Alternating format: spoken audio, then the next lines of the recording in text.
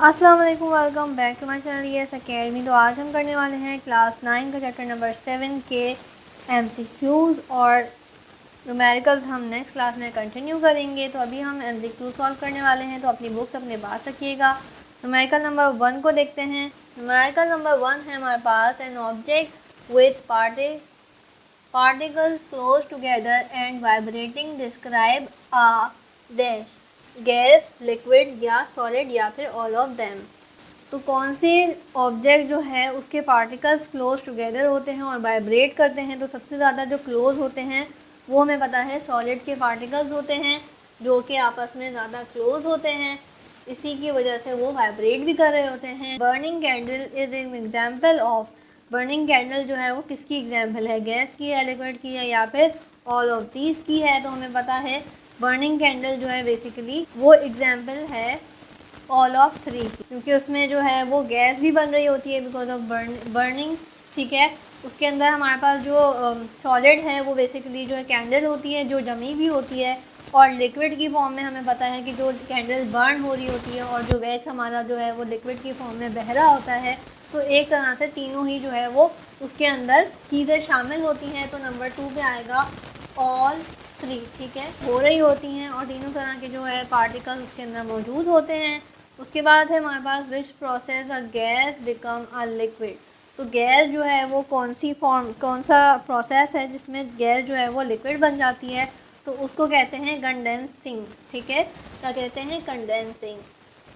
किसी भी चीज़ का कंडेंस होना, उसका मतलब ये होता है कि जो गैस है उसको हमने लिक्विड फॉर्म में कन्वर्ट कर लिया। नंबर 4 हमारे पास है अ सॉलिड कैन डैश।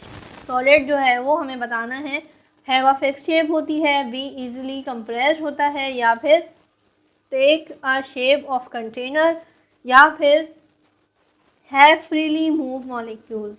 तो हमें पता है यहाँ पे सबसे ज़्यादा जो चीज़ सॉलिड के लिए कही जाती है वो है वह फिक्स शेप। ठीक है, सॉलिड की जो है वो फिक्स शेप होती है। नंबर 4 हम यहाँ पे लिखेंगे हैव अ फिक्स्ड शेप। ठीक है, नंबर 5 पे चलते हैं। नंबर 5 हमारे पास है, मोस्टली ये बहुत ज़्यादा थ्योरी रिलेटेड है तो इसलिए जल्दी जल्दी हो रहे हैं, टकराना और काफ़ी ज़्यादा फास्ट जो है वो मोशन करना। नंबर बी है हमारे पास collision between gas molecules, collision यानी कि आपस में टकरा जाना।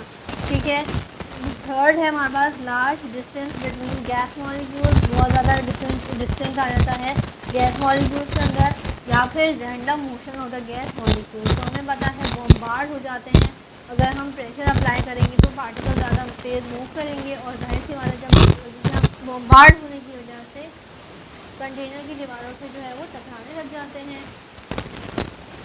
तो हम लिखेंगे बॉम्बार्डमेंट, ठीक है, ऑफ गैस, ठीक है, gas molecule of the container.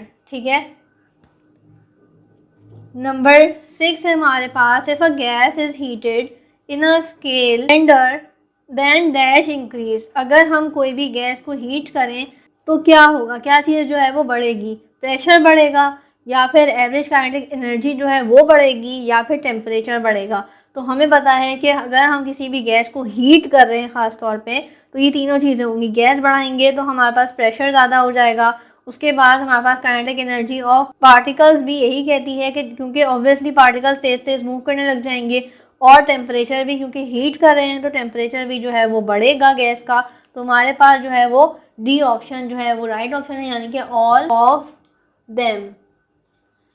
ठीक है, नंबर 7 हमारे पास a gas in a container of fix volume is heated. अगर हम कोई भी गैस का कंटेनर लें और उसको जो है वो हीट करें एक फिक्स वॉल्यूम के ऊपर, what happens to the molecules of the gas, क्या होगा उस मॉलिक्यूल्स के साथ, यानी कि गैस के जो मॉलिक्यूल्स हैं उनके साथ क्या होगा। दे कोलाइड लेस फ्रिक्वेंटली, यानी कि जो आपस में टकराते हैं वो जो है उनकी स्पीड थोड़ी सी कम हो जाएगी। दे एक्सपेंड हो जाएंगे, या फिर क्या होगा, मूव फास्टर, यानी कि तेज़ मूव करने लगेंगे, या फिर दे मूव फर्दर अपार्ट, यानी कि एक दूसरे से जो है वो थोड़ा दूर हो जाएंगे।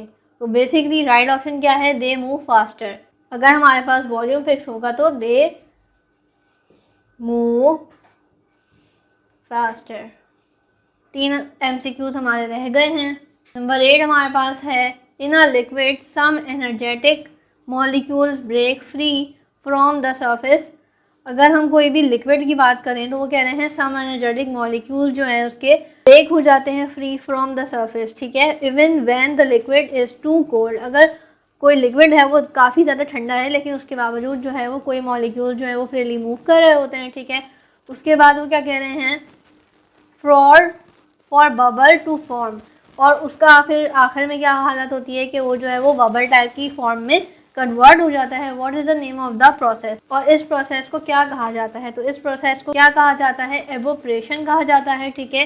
कि वो एक जो मॉलिक्यूल है वो जब फिक्स हो गया हो यानी कि जम गया है, बबल बन चुकी है, तो इसको क्या कहा जाता है, एवोपरेशन। एवोपरेशन के अंदर हमें पता है कि बबल जो है वो बनना स्टार्ट हो जाती हैं, एवेपोरेशन कहा जाता है। नंबर 9 देखते हैं। नंबर 9 है हमारे पास what happen to the molecule of the gas when the gas change into liquid. क्या होता है जब गैस को जो है वो लिक्विड में चेंज किया जाता है। Closer and lose energy, close आ जाते हैं और जो है वो लूज़ कर देते हैं अपनी एनर्जी को, या फिर क्लोज आ जाते हैं और गेन कर देते हैं एनर्जी को। Move apart and lose energy, ठीक है, एक दूसरे से दूर से जाते हैं और जो है वो लूज़ कर देते हैं एनर्जी को, या फिर move apart and gain energy. तो they move closer and lose energy, आपस में जो है वो करीब आ जाते हैं लेकिन अपनी जो एनर्जी है उसको लूज़ कर देते हैं।